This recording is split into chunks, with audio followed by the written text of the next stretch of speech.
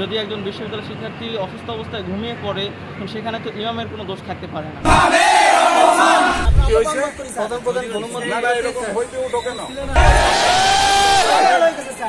আমি ইমামকে ব্যক্তিগতভাবে চিনি, তিনি অত্যন্ত একজন ভালো মানুষ। উপাচার্য সম্পর্কে যে তোমরা দেখছো কিনা ফেসবুকে যা লিখা হয়েছে এটা তোমাদের অন্তরে আঘাত লাগে না?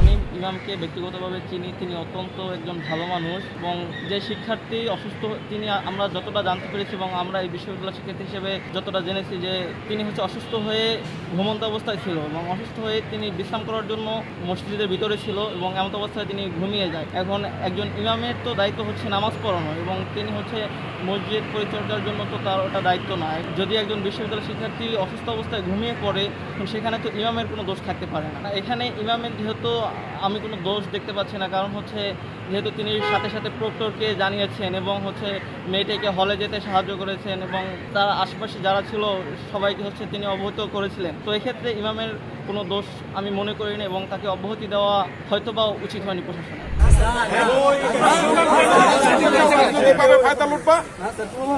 তাহলে হই দিয়ে ওঠো কেন? এটা হোয়াট কাইন্ড অফ অ্যাটিটিউড? একদল শিক্ষক দাঁড়িয়েছি, তোমরা হই দিয়ে ওঠো। মানববন্ধ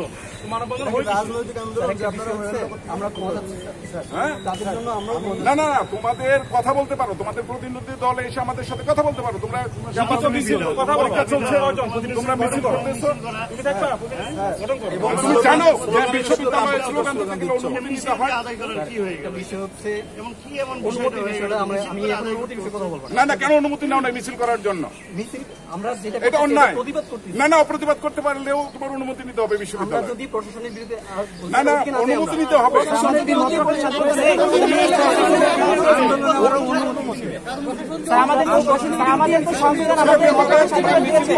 অনুমতি নিতে হবে।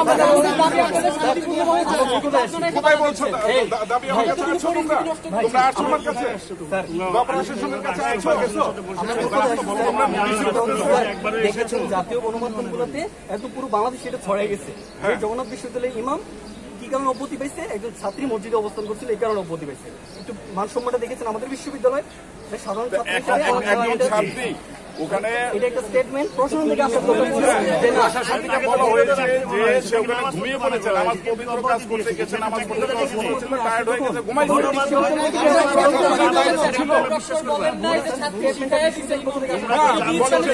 আমি নিজে বলেছি, এখনো বলছি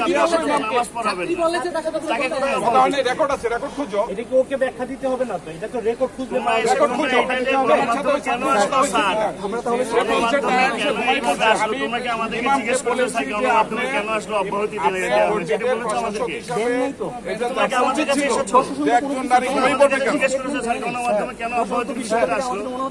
আমাদের কাছে তোমাদেরকে ব্যাখ্যা দিয়ে শুনো। তোমরা এখন এই প্রতিবাদটা বন্ধ রাখো, তোমরা এখন একটা কমিটি গঠন করে তোমরা আসো, তোমাদের কি বলার আছে সেটা বলো। না না, প্রতিনিধি আসো, শিক্ষার্থীর পক্ষ থেকে একটা প্রতিনিধি দল আছে। আমি এখানে লিড দিচ্ছি, বিষয়টা সবাই করে না। আমাদের কাছে জিজ্ঞেস করছো গণমাধ্যমে কেন স্যার এই বিষয়টা আমাদের কাছে তো জিজ্ঞাসা করলে না তোমরা যে অব্যাহতি কেন দেওয়া হয়েছে না জিজ্ঞেস অব্যাহতি দেওয়া হয় না। কিসের অব্যাহতি? কিসের বহিষ্কার? এই যে লেখছো যে অন্যায় ভাবে বহিষ্কারের কাগজ দেখাও, বহিষ্কারের কাগজ দেখাও। এটা কেন লেখলা? এটা কেন লেখলা? তুমি বহিষ্কারের কাগজ দেখাও। এটা তৈরি করছে কে? বহিষ্কারের কাগজ দেখাও। না না, এটা কাগজ দেখাতে হবে। অন্যায় ভাবে বহিষ্কার কোথায় হয়েছে? কোথায় বহিষ্কার হয়েছে?